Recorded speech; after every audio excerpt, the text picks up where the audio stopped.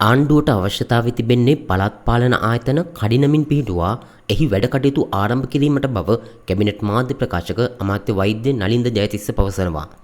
මෙවර අයවැයෙන් ප්‍රාග්ධන වියදම් ලෙස රුපියල් බිලියන 1400ක් වෙන් කර ඇති බවත් අමාත්‍යාංශය හරහා මේවා වියදම් කිරීමේදී ගමේ දේශපාලන නියෝජිතයා රාජ්‍ය යාන්ත්‍රණය මහජනතාව යන සියලු දෙනා සම්බන්ධ වූත් ඒ නිවැරදිව සිදු කරගත හැකි බවයි